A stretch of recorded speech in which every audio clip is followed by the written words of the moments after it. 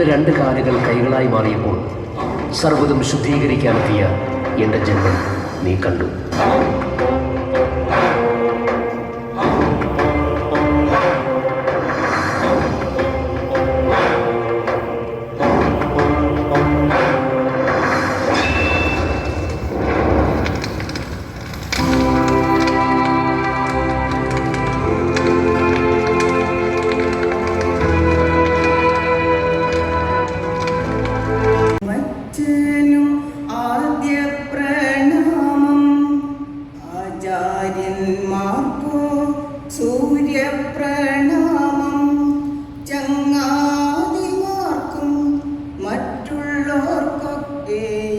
മംഗളം നിറയുന്ന പ്രണാമം സർവസ്രഷ്ടാവാം ജഗദീശ പ്രണാമം.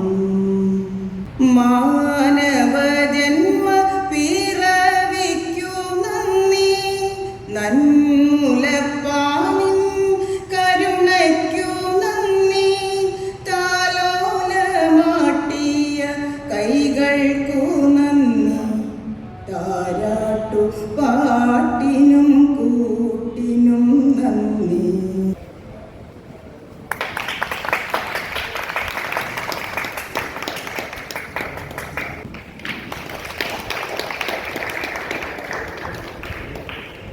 ചാലക്കുടി ഫാസ് പ്രതിമാസ നാടകാവതരണത്തിന് മുന്നോടിയായി സംഘടിപ്പിച്ച MT വാസുദേവൻ നായർ അനുസ്മരണ സമ്മേളനം പ്രശസ്ത സാഹിത്യകാരൻ ഡോക്ടർ വത്സരൻ വാതുശ്ശേരി ഉദ്ഘാടനം നിർവഹിച്ചു. ഫാസ് president advocate Biju S Chirayath അധ്യക്ഷത വഹിച്ചു. കേന്ദ്ര rubber board vice chairman KA Unnikrishnan മുഖ്യപ്രഭാഷണം നടത്തി. ഫാസ് കുടുംബാംഗമായ കേരളത്തിലെ പ്രഥമ വനിതാ തിമില കലാകാരിയായ സരസ്വതി രവിയെ സംവിധായകൻ സുന്ദർദാസ് ചടങ്ങിൽ ആദരിച്ചു.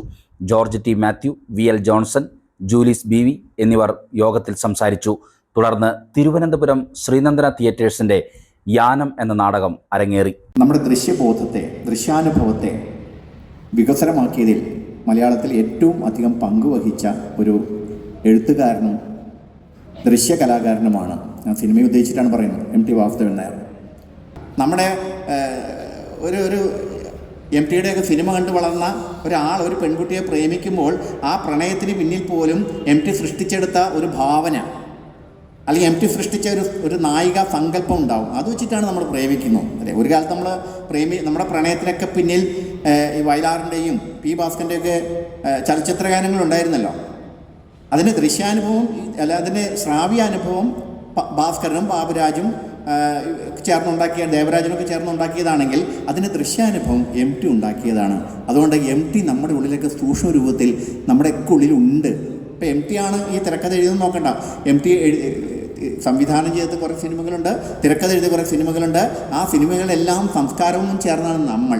അതുകൊണ്ട് MTയെ മൈനസ് ചെയ്തിട്ട് നമുക്ക് നമ്മുടെ ക്യാരക്ടറെ നമുക്ക് വേർപെടുത്തി കാണാൻ പറ്റും. നമ്മളറിയാതെ തന്നെ നമ്മളിലൊക്കെ നമ്മുടെ സൗന്ദര്യാനുഭവത്തിൽ, നമ്മുടെ ദൃശ്യാനുഭവത്തിൽ MT ഉണ്ട്. അങ്ങനെയൊക്കെയുള്ളൊരു മഹാപുരുഷനാണ്. മലയാളത്തിൻ്റെ സാഹിത്യലോകത്ത് MT വാസുദേവൻ നായർ സൃഷ്ടിച്ച ഒരു ലോകമുണ്ട്. അത് വിസ്മയത്തിൻ്റേതാണ്. അത് നമ്മളെല്ലാവരുടെയും ഹൃദയത്തിൽ തൊട്ടതാണ്. ചില സിനിമകൾ നമുക്കറിയാം. ചതിയൻ ചന്തു ആണ് നമ്മളെല്ലാവരും വടക്കൻ പാട്ടുകളിൽ ചന്തു ചതിയനാണ്. നമ്മളെല്ലാവരും മനസ്സിൽ ചതിയനാണ് ചന്തു. പക്ഷെ വടക്കൻ വീരഗാഥയിലൂടെ ചതിയൻ ചന്തുവിനെ ഒരു നല്ല ചന്തുവായിട്ട് അവതരിപ്പിക്കാനുള്ള ശക്തമായ തിരക്കഥ എന്ന് പറഞ്ഞാൽ, അതിൻ്റെ എഴുത്ത് എന്ന് പറഞ്ഞാൽ, അതിൻ്റെ ശക്തി എന്താണെന്ന് പറഞ്ഞു കഴിഞ്ഞാൽ നമുക്കെല്ലാവർക്കും മനസ്സിലാക്കാവുന്നതാണ്. എല്ലാ രംഗത്തും ഞങ്ങൾ ചാലക്കുടിയിലെ പ്രത്യേകിച്ച് വാളൂർ അരയാമ്പടി ഭാഗത്തൊക്കെ ചെന്ന് കഴിഞ്ഞാൽ എല്ലാ പരിപാടിയിലും സരസ്വതി ചേച്ചി ഉണ്ടാവും. ഇവിടെ നേരത്തെ ബിജു വക്കീൽ പറഞ്ഞ പോലെ പഞ്ചവാദ്യ രംഗത്ത് തിമില വായിക്കാമെന്ന് പറഞ്ഞാൽ, തിമില എല്ലാവർക്കും അറിയാം. തിമില അങ്ങനെ കൊട്ടുന്ന സരസ്വതി ചേച്ചിനെ കണ്ടപ്പോൾ ഞാനിങ്ങനെ അതിശയത്തോടു കൂടി നോക്കി നിന്നിട്ടുണ്ട്. അത് ഏത് രംഗത്ത് നോക്കിയാലും സരസ്വതി ചേച്ചി ഇങ്ങനെ ചിരിച്ച് തിളങ്ങി വിളങ്ങി നിൽക്കുന്ന ഒരു പ്രിയപ്പെട്ട ഒരു കുടുംബാംഗമാണ്. അപ്പോൾ ഇനിയും ഈ അനുമോദനങ്ങളൊക്കെ കൂടുതൽ രംഗങ്ങളിൽ പ്രവർത്തിക്കാൻ ചേച്ചിക്ക് കരുത്താകട്ടെ. മൂന്നാമത്തെ ഒരു നാടകമാണ് ഇന്ന് അവതരിപ്പിക്കുന്നത്. ഇന്ന് നമ്മളിവിടെ ഹോസ്റ്റ് ചെയ്യുന്നത് യാനം വളരെ നല്ല നാടകമാണെന്നുള്ള അഭിപ്രായത്തിൽ നമ്മുടെ ഫാസിൻ്റെ തന്നെ കമ്മിറ്റി നല്ല നാടകമാണെന്നുള്ള അഭിപ്രായത്തിലാണ്. നമുക്ക് ഇന്ന് ഈ തിരക്കുള്ള ദിവസമായിട്ട് നമുക്ക് ഒരു ഡേറ്റ് കിട്ടിയപ്പോൾ ഈ വർഷം തന്നെ 2024 നല്ല നാടകത്തോടുകൂടി നമുക്ക് അവസാനിപ്പിക്കണം. 2025 കൂടുതൽ നല്ല നാടകങ്ങളുമായിട്ട് ഫാസിന് മുന്നോട്ട് പോകാൻ സാധിക്കണം എന്നുള്ള വലിയൊരു ആഗ്രഹമായിട്ടാണ് ഇന്ന് തിരുവനന്തപുരം ശ്രീ നന്ദനയുടെ ധ്യാനം എന്ന നാടകം നമുക്ക് ഇവിടെ നിന്ന് ലഭിച്ചിട്ടുള്ളത്. ഇത്രയും അത്ഭുതകരമായ നേട്ടങ്ങൾ കൈവരിച്ചിട്ടുള്ള വ്യക്തിത്വത്തിൻ്റെ ഉടമയാണ് സരസ്വതി രവി എന്ന് പറയുന്ന ടീച്ചർ.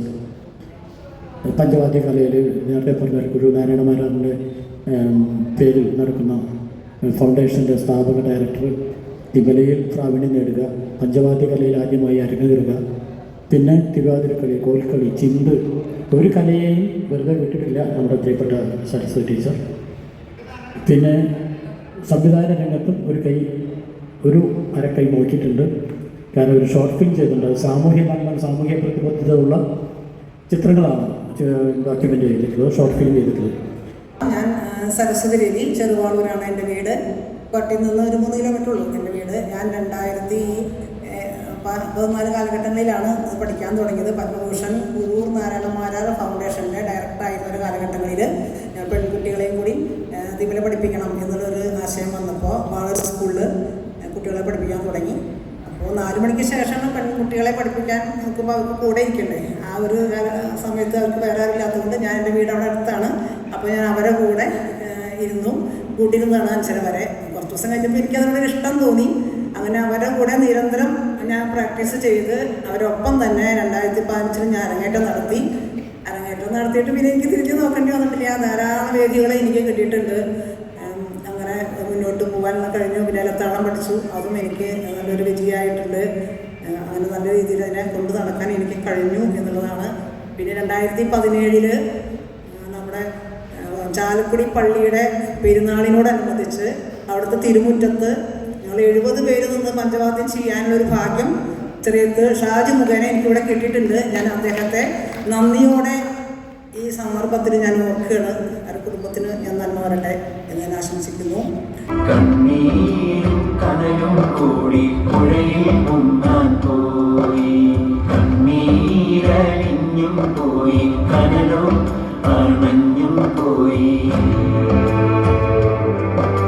ഹലോ, രാജേഷ് മാഡത്തെ ഒന്ന് കിട്ടുമോ? എത്ര പ്രാവശ്യമായി വിളിക്കുന്നു, ഡോക്ടർ എന്താ ഫോൺ എടുക്കാതെ?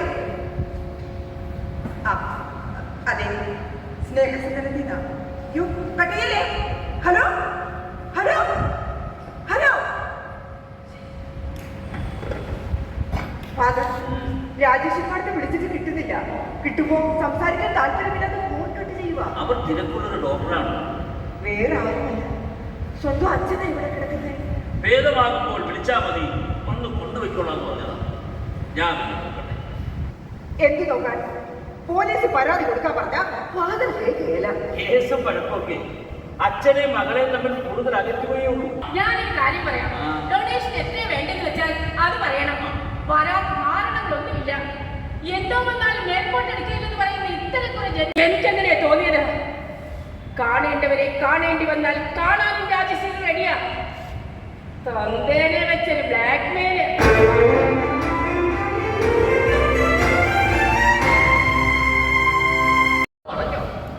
നല്ല തിരക്കാ. അതൊക്കെ തയ്യാറായിട്ടിരുന്ന വന്നാൽ ഉടനെ ഇറങ്ങാം. ഈ ഡോക്ടർമാരുടെ സമയത്തിനൊക്കെ വല്ല വിലയില്ല. ഫാദർ ഡോക്ടറും കൂടി ആയതുകൊണ്ട് അത് മനസ്സിലാക്കും. അച്ഛനാണെന്ന് കരുതി നമ്മുടെ മക്കളെ ബുദ്ധിമുട്ടിക്കാൻ പാടില്ല. ഡാബു മാഷിന് മാത്രമല്ല, നാരായണേട്ടനും കൂടി പോകാനുള്ള ഒരുക്കങ്ങളാ ഇവിടെ നടക്കുന്നേ.